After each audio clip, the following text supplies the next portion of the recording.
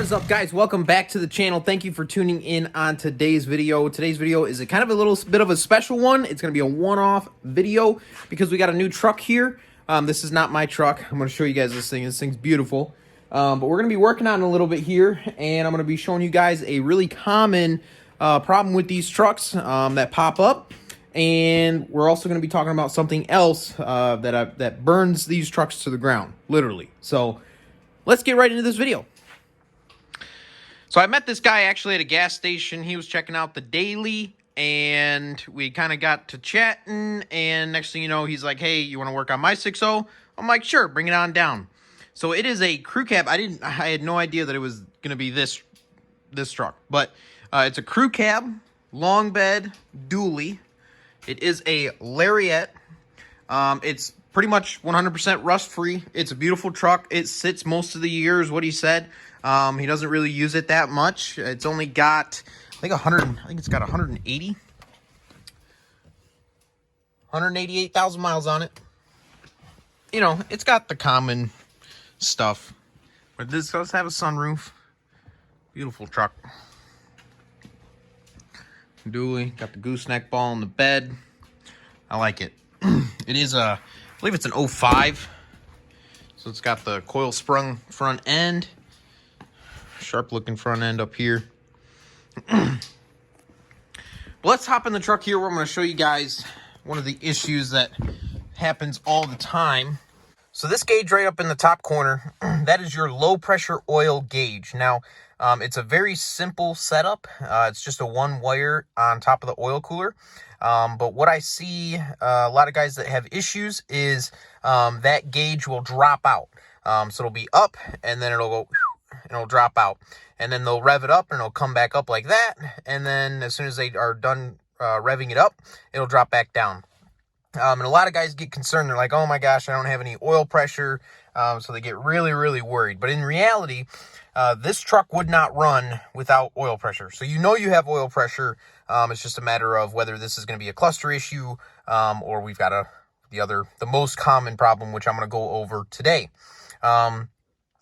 You also will get a major oil leak as well with this same scenario. So just kind of, this is what I see most of the time, is that gauge will drop off. And then it'll say check gauges on your cluster and everybody gets worried. So 9 times out of 10, that's what I see.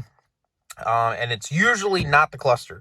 Very rarely is it the cluster, but it does happen where it ends up being the cluster. But the first thing you need to check is underneath the hood. So let's head over there. So the first thing that you're going to want to check, we're going to come over top of our oil filter here, and then we're going to go straight down, and right there, look, you're going to see a one-wire pigtail. Let's move this guy out of the way right there. Okay, so that one-wire pigtail is your low-pressure oil switch. So it's one sensor, one wire, and that wire goes directly to your gauge cluster.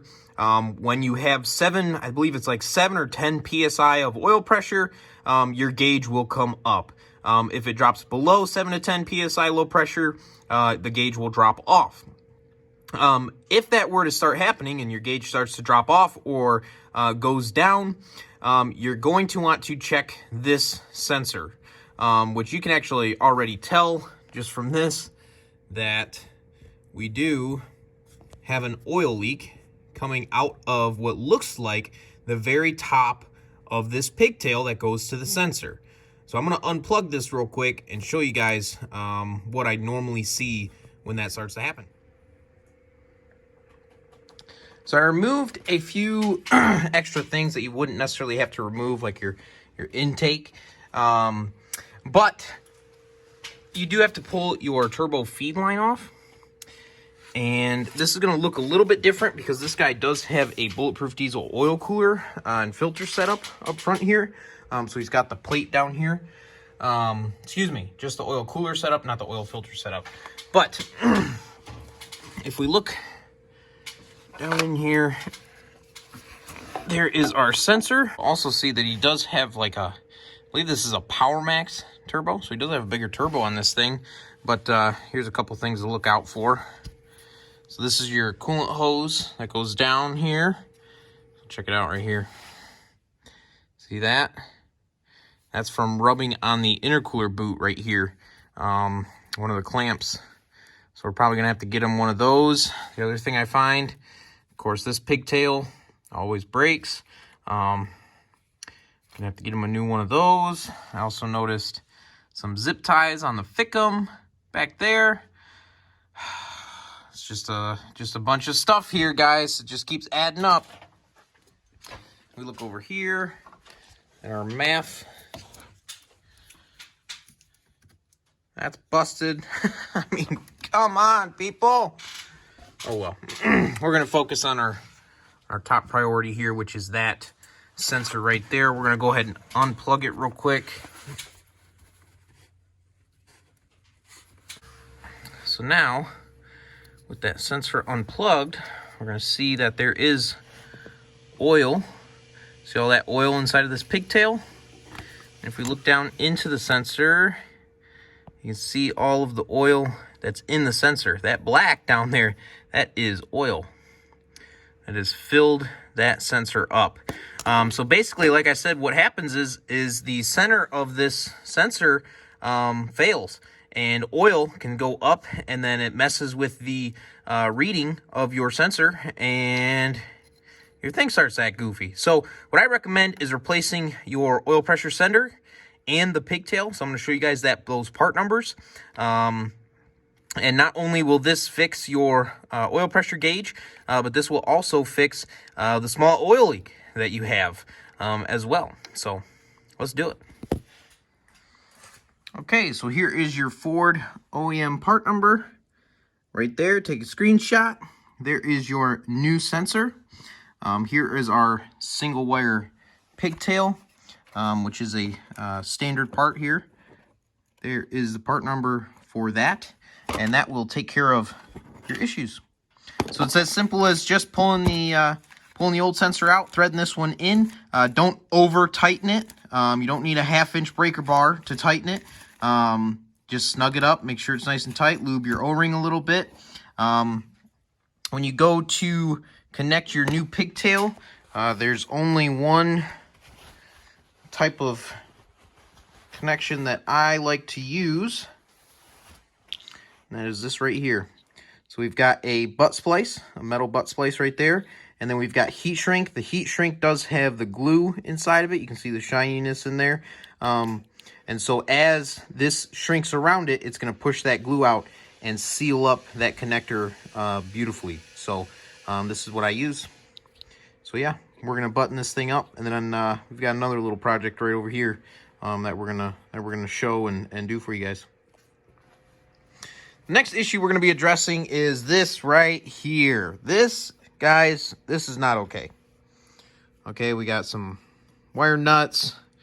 He cut the ground off. Just said, we don't need that. This is not okay. This is a fire that is waiting to happen. This right here, so most likely what happened is he forgot to unplug his truck one day, took off down the road, and it destroyed the end of his plug-in. So he, attempted to fix it, which of course his glow plugs don't work on this truck, which we're gonna be diagnosing and fixing for him as well. But so he's been plugging his truck in like this for quite a while now. And yeah, we're going to get rid of this because this is just a fire hazard. You can get the OEM one. I normally just go this route. 0 start, 36, 4 zeros, and an 8. And it comes with your block heated cord. Plugs right into the block heater in the back and comes with a new plug end, all one piece, ready to go. So we're going to get this ripped out of here too and get everything zip tied up nicely. And yeah, this truck will be back up to par.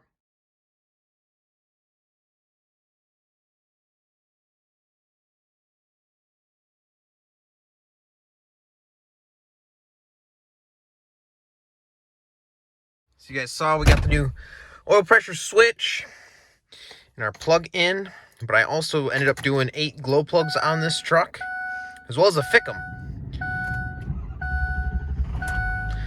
She fires right up.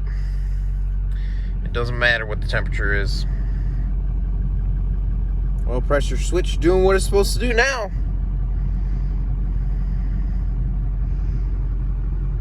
Good to go.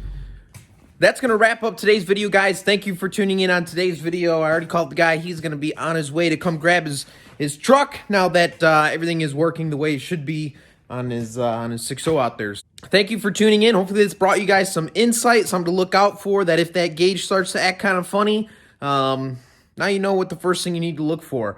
And then also for you guys that kind of have your plug kind of jerry-rigged, there is an option out there where you can replace that. That way you don't burn your truck down, because it does happen. Thank you for tuning in on today's video. If you guys are new, subscribe to the channel. Give this video a huge like. Drop a comment. We'll see you guys in the next video.